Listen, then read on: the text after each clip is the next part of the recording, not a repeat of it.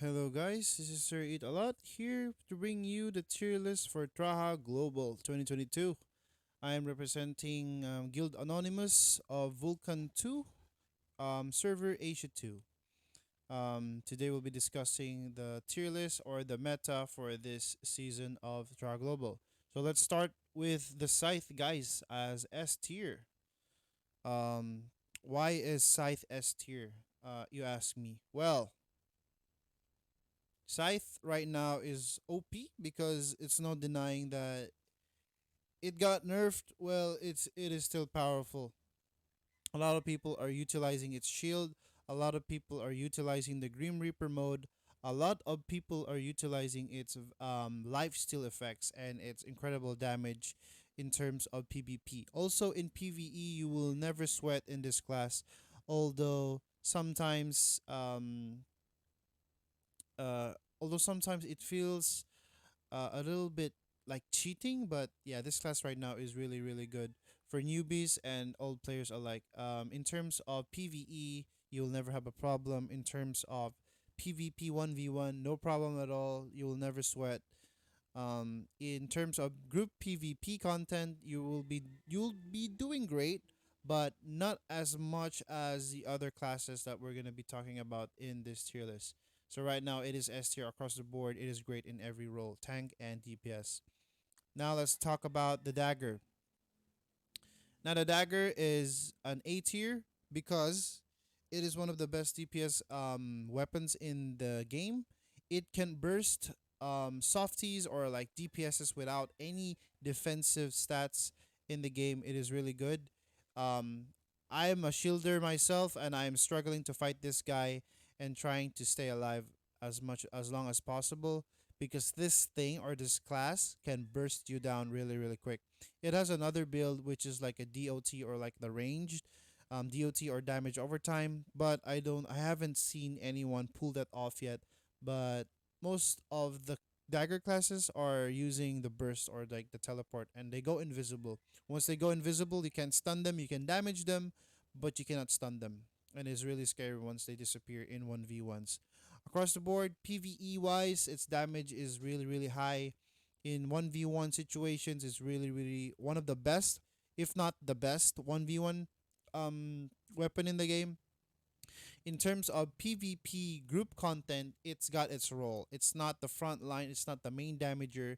It is more of the, how do you say this? The one that cleans like the low HP ones. They're gonna be the ones that's gonna jump in there, kill them and go out. That's their job. They're not the main force at all, but they have their role, but they're not the best at group fights at all, as in my opinion. Now let's move on to the Greatsword. The Greatsword is a B tier, more of a A tier, A tier to B tier. It's A tier, but it almost falls into B tier for this reason.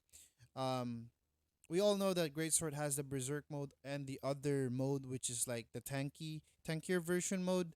We all know that it doesn't get CC'd, so you have that problem where they are unstoppable. They will have a lot of damage, attack speed, movement speed while in that mode. The problem is they can be kited. They don't have a lot of CC. They do have the charge which knocks you down or the pull which pulls you towards them, but pretty much that's it. That's pretty much their stun. Their other stun abilities are very stationary. You can just easily dodge them. And then if you let them damage you, they can beat you in any 1v1 situations. But if you play it smart and try to roam them around a little bit around the battlefield, 1v1, 3v3 or group fights, you can beat them easily. Across the board, Great Sword is really great in, I think, in general content. It can tank in dungeons. It can also be a DPS in dungeons. In PvP 1v1, it is one of the best. But we have that issue where it gets kited. Um, in group fights, it can be a tank and also a brawler at the same time. It also has the pool, which can pull unlimited amounts of people, which is a really great trait. And it has fast cooldown. And of course, don't forget it doesn't get CC'd once it's once in its berserk mode, or its I forgot what it's called, the blue version of the berserk mode. Anyways, let's move on to the other class in this list, which is the shield.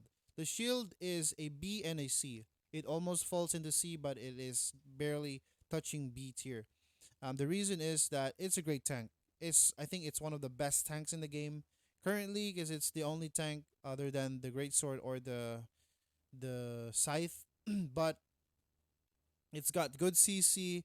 It's got good sustain. It can keep your friendlies alive. It also has an attack speed buff. It also has a movement speed debuff.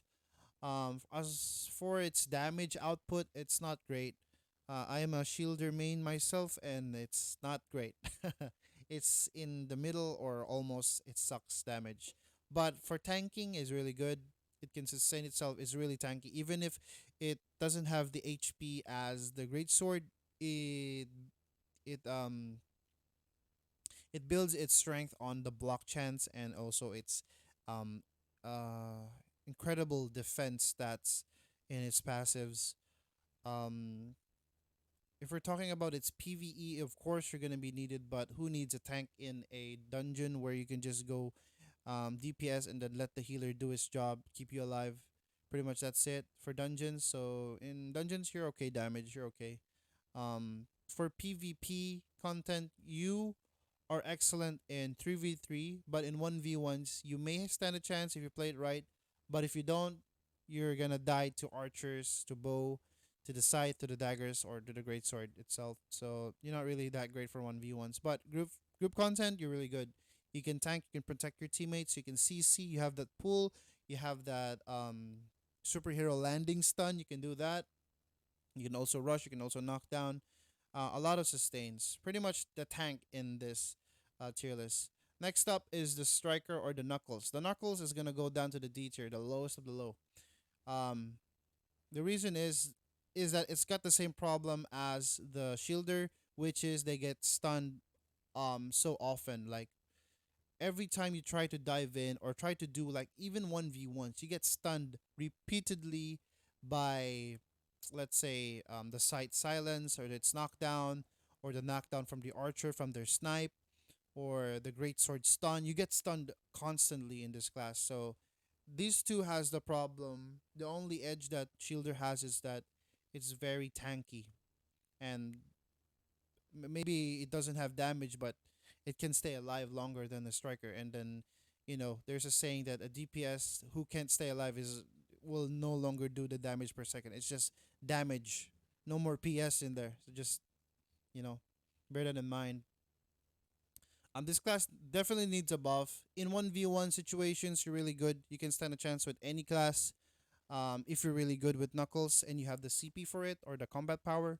But for group contents, I don't really know where to put you. If I was commanding a squad and you'd be a striker, I would rather have you be in a dagger than a striker, because you would do the same job, but the dagger would do it better because they can burst down people better. But in 1v1, you're a really good guy who can just stun lock people in the ground. Uh, by the way, this is my opinion. By the way, in the striker, but let me know in the comments in this video what you think about the striker being at the D tier. Anyways, let's move on to the other class, which is the staff.